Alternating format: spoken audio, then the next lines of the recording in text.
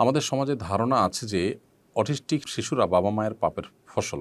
Autistic শিশুর বাবা মায়েরা অনেক সময় কটূক্তির শিকার হন। আসলেই কি অটিস্টিক শিশুরা বাবা মায়ের পাপের ফল?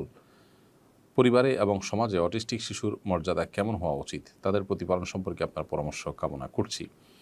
এটি সম্পূর্ণ একটি কুসংস্কার এবং ভয়াবহ অন্যায় কথা যে কোনো শিশু যদি প্রতিবন্ধী হয় তাহলে সেটা বাবা মার পাপের ফল, এরকম বলাটা অন্যায় ছাড়া আর কিছু নয়।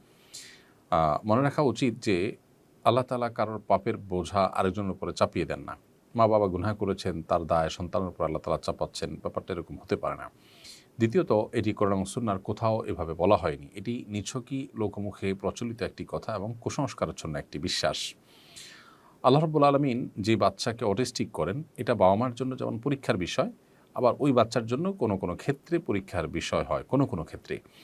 অতএব আল্লাহ রাব্বুল আলামিন হাকীম, তার অনেক কাজের যে রহস্য সেটি আমরা হয়তো অনুধাবন করতে পারি না, কিন্তু রহস্যমুক্ত বা সুনির্দিষ্ট কোনো হেকমা থেকে তার কোনো কাজই কিন্তু শূন্য নয়, খালি নয়। বিধায় এই জায়গা থেকে আমাদের বিশ্বাস থাকবে যে এটা আল্লাহ তাআলার ফায়সালা, এর ভিতরে প্রভূত কল্যাণ, বিভিন্ন হেকমা, বিভিন্ন রহস্য রয়েছে যেটা আমরা হয়তো জানি না। কিন্তু বাবা মার পাপ করেছেন সেজন্য সন্তানকে আল্লাহ অটিস্টিক করেছেন, এটি মনে করার কোনো কারণ নেই। অনেক বাবা মা আছেন, তারা অনেক ভালো মানুষ, তাদের অটিস্টিক সন্তান হয়েছেন।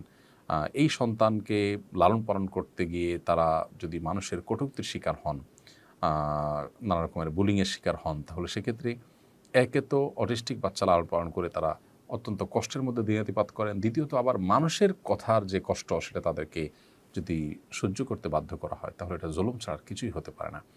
এই মূর্খতাসুলভ বিশ্বাস থেকে আমাদেরকে বেরিয়ে আসতে হবে।